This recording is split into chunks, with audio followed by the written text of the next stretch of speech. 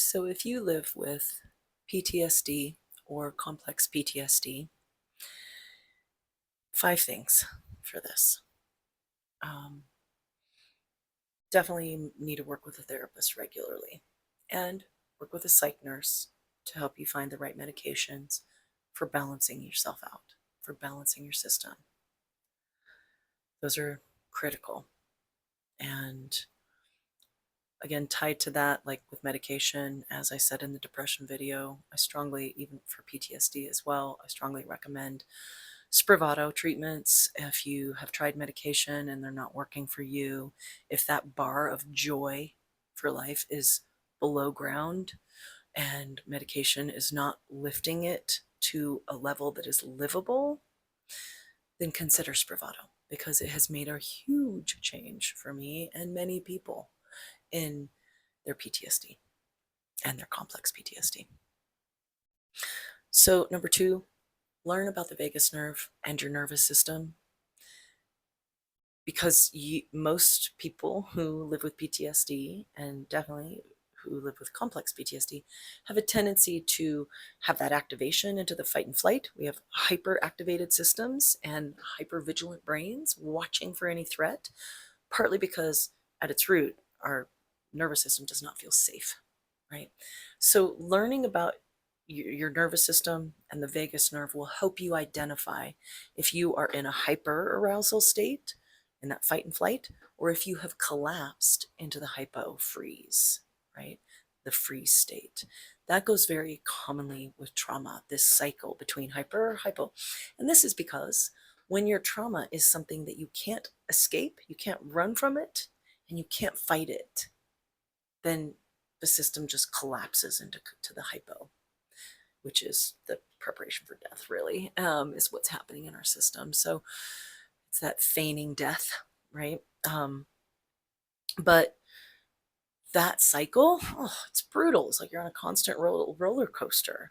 And those hypo states keep you kind of locked up. And that is where that depression can blend in. And then you're in that hypo arousal state, which is very common with depression. Because you've collapsed into the I can't, right? If there's two words that sum up depression, like it's pain, but I can't. And when you have PTSD, that is a very common feeling of like, you're like, I can fight this thing. And then it's, no, I can't. And your system kind of gets stuck in a cycle of that. It'll be hyper attuned to danger and then hyper reactive to any perceived threat. And then the very quick collapse into the hypo. And the hypo is very painful. So because safety is at the root, right? When we have traumatic events, we feel deeply unsafe. And spending some time in the establishing and spending time in the cave of safety is helpful because it can give us, when you live with PTSD and complex PTSD, you often just need a buffer from the world. And the cave of safety can create that for us. And then within that cave of safety, connecting with the part of us that can get through things, right? That can endure this, that can survive this, connecting with the wise old you, right? The part of you that is the wise old you that can endure, that will get through it. And that part of you, it's believing that you can, right? So spending time in that state helps increase those feelings of believing that you can get through this and that things can feel a little better. And it's really about tools, right? If you try a tool and it doesn't work, maybe the tool needs to be refined a little bit to work better for you. Or maybe it's just not the right tool. But there are so many tools out there. And if the ones offered in this site don't connect with you, search out others, right? But primarily, like the importance of creating safety for yourself. This is huge for being able to regulate your nervous system. And so recognizing when you've moved out of that zone of safety and you feel some perceived threat, Often these are things that we're thinking about, right? Um, and because when you live with this, you often don't feel safe in many places just because PTSD is brutal. It's brutal. It robs time, robs presence in life because you are just in pain because of so many things reactivating that trauma. So spend some time in the cave of safety, learning to give that to yourself, giving yourself permission to have this safe space that's yours, and then doing work in there to establish that and strengthen that. And you'll be able to do more of that work the more you learn about the vagus nerve and the nervous system. So you'll recognize which state you're in, and then you can learn, depending on which state, which tool is going to be best. And so for people living with PTSD, and with all things, but especially when you have something where you really need to be able to interrupt the amygdala, because it's our amygdala, when we have had traumatic experiences, our amygdala can really be, it's so integral in that process because it's whispering danger, right? And sometimes it's whispering danger when there's no danger coming. But because of our past experiences, it whispers this is an active threat. And so it's sometimes how we endanger ourselves, right? So learning how your brain likes to focus, because focus is the key to interrupting that.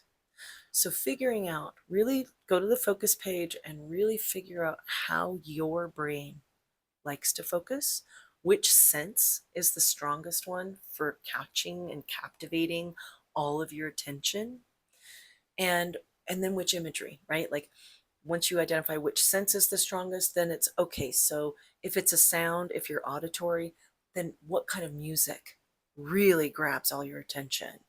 Or what kinds of sounds, right? If you're visual, what things can you look at that really captivate all your attention? Um, if it's taste, smell, right? Whatever. Work with each sense and see which one is strongest and try different ways so that you can tease out within that sense how, like what's the imagery or the thing that you're focusing, which aspect is it of it is the most powerful for interrupting by grabbing your attention. And sometimes it may not, so for touch, that's where like cold packs, right, those can often be helpful, especially on the back of the neck, right, because it's right in that, the vagus nerve, right, goes through our neck, and bringing coolness to the system, right, helps bring things down. So really spend time refining and determining how your brain likes to focus. If you're not sure, reach out to me, because that's something I really like doing, is helping people figure that out and really tweaking it so that it's like really the perfect things for your brain. And then you've just got them in your back pocket. And then you just have to remember to bring them out when you notice that you've become activated, right? You notice that you've moved out of the ventral vagal and you've moved into an arousal, a hyperarousal state, or you've collapsed into the hypoarousal. So practicing that focusing will be a potent tool for interrupting the cascade of response through the body and throughout the nervous system via the vagus nerve.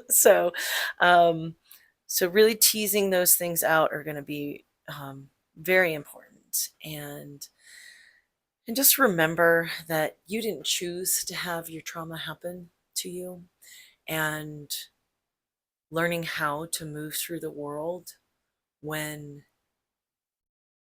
you've had such experiences that make us feel deeply unsafe.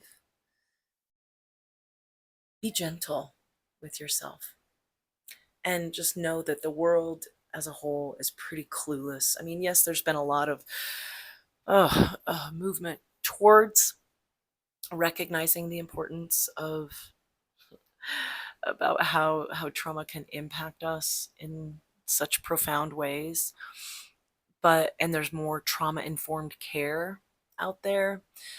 But I've also encountered people who say they're doing trauma informed care and they are not. So the reality is that when you live with PTSD or complex PTSD, It's just really difficult. And the best thing that you can do is work with increasing your ability to make yourself feel safe, and to then which tools work for you to interrupt and redirect so that you can bring yourself back into the ventral vagal, right? Into the place where we feel safe and at ease and calm.